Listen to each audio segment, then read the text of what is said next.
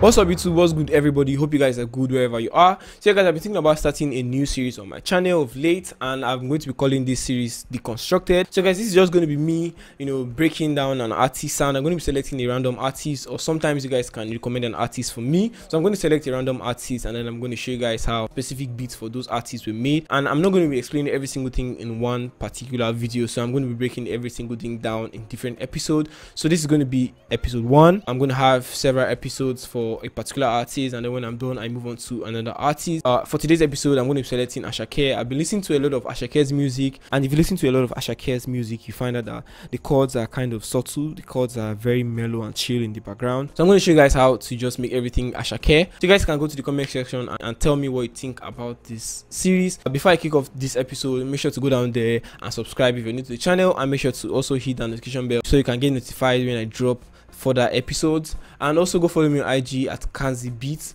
And without wasting so much of time, let's get to today's video. Hey,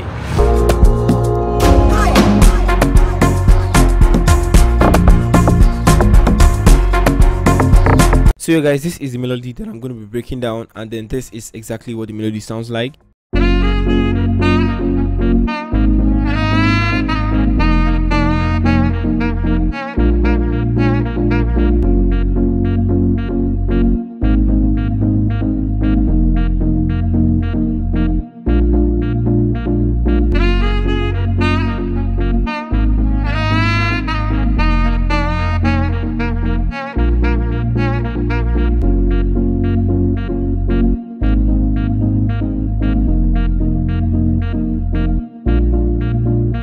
So the first thing we need to talk about is the tempo. So for most Asake's song, we have the tempo ranging from 112 to let's say 116 BPM. So you just need to find the sweet spot in between and you start off from there. The first plugin we have right here is Purity. So the reason I use Purity is because it has a lot of vintage Amapiano sounds can be found in Purity. This is what it plays alone.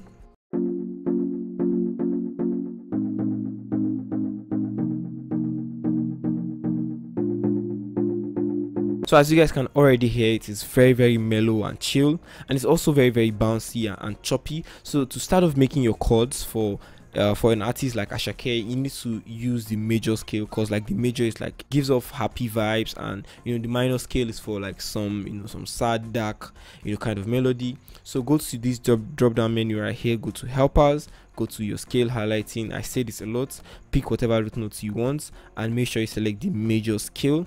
So once you've done that, the scale is just going to pull up. So the first thing I did is to lay down a simple F major triad chord like this, and then I came back here, lay down a G sharp major triad chord, and then over for this part what I did was, and then I took this up, and then I took this up to a D sharp, and then the last thing I did is to make an A sharp major triad chord. So after I finished laying down the chords, I actually turned this part to a seventh major, and then over here too I did the same thing, and then I started adding some accent notes here and there. So I added one right here, and I took this 2 up an octave, and then I brought this one down, added a note which is this, and then this is what it sounds like.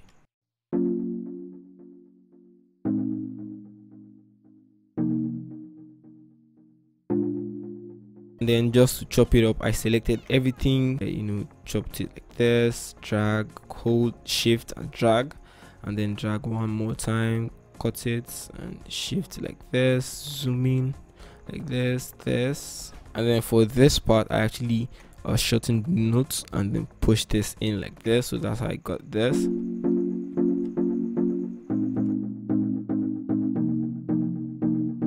And then I also did the same thing for this part, shorten this and then drag this back in.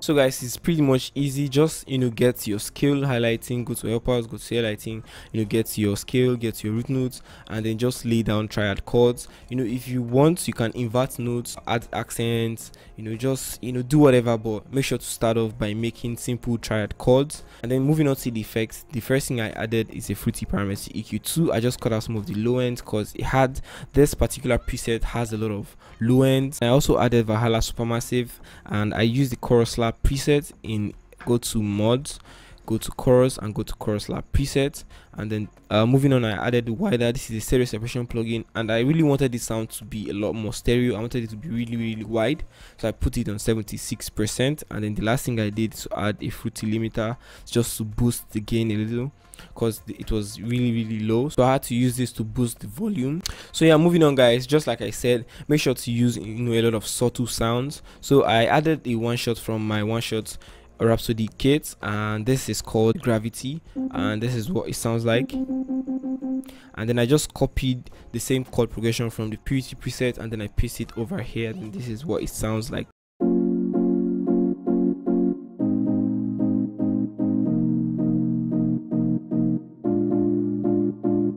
And then moving on to the effects, I added the fruity parameter EQ. It's a simple low cut. I like to cut out the lows from my melodies, so that when I add the bass is going to have much more room. If you're going to add drums, it's not going to be muddy. So once I cut out the low ends, I added Valhalla Room. This is a reverb plugin, and then I set the reverb to 14%. And then the last thing I did is to add wider, and I set it to 39%. And then I also added this alto sax one shot. This is just the usual Amapiano trumpet accent.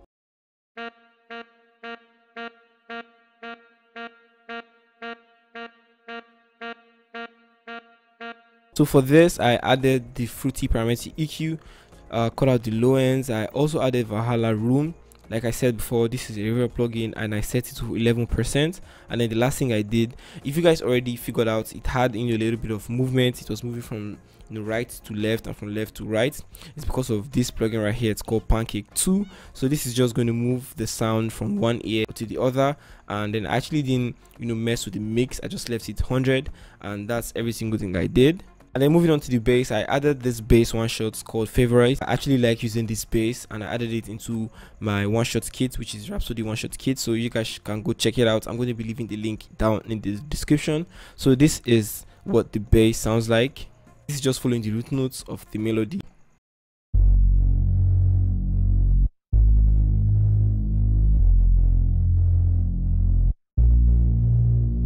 Whenever you're using one shots, make sure to go down to the envelope section, bring the attack down, increase the hold, bring the decay, sustain, and release all down. This is just going to give you more control of the sound. So if you don't know what that means, if I should play a bass with this off, I'm just going to press a single note. It has a continuous tail, but if I should turn this back on, I can control how long I want it to be and how short I want it to be. But with this off, it's just going to be long all the time. It's just going to have this long tail every time, and it's just going to mess up anything you're trying to do.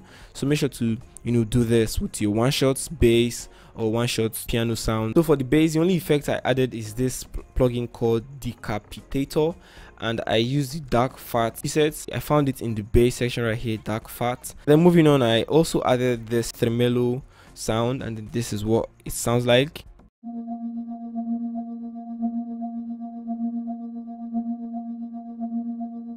And for this, I added the fruity parameter EQ, cut out the lows, and then the last thing I did is to add wider, just to widen the sound, and I set it to 68%. So guys, the last thing that I did is to add a sax loop, and then this is what it sounds like.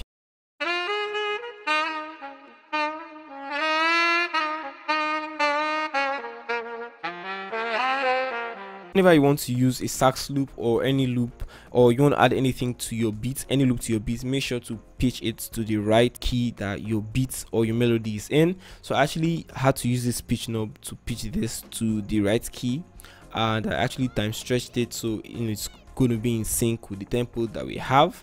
And then I actually chopped it, and this is what the part that I use sounds like.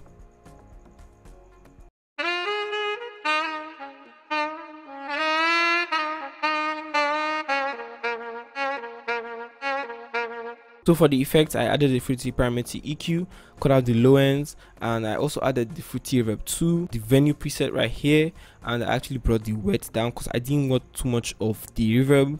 And then the last thing I did is to add the fruity delay 3 with the ping pong preset right here, and I set the wet to 11%, and I also increased the tone to 25%. Then for my master, the only thing I added is just a fruity limiter, just to increase the gain. Anytime you're adding the fruity limiter to your master, be sure to bring down the attack, the release, and the sustain down, and then just do well with this gain knob. Once I was done, selected everything and then rendered it out to get my final product, which is this, and then this is what it sounds like.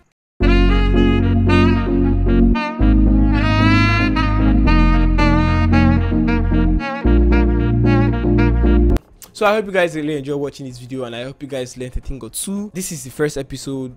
Of course, I'm going to be making a lot of episodes after this, and if you guys have a suggestion you want to make about this series, or if you have any question, make sure to go down there in the comment section. I can't wait to hear what you guys have to say, and I'll kindly reply to everybody. And also make sure to subscribe and also hit that notification bell so you get notified when I post further episodes. Thank you guys for the support and everything. Catch you guys in the next video. I'm out of here. Peace.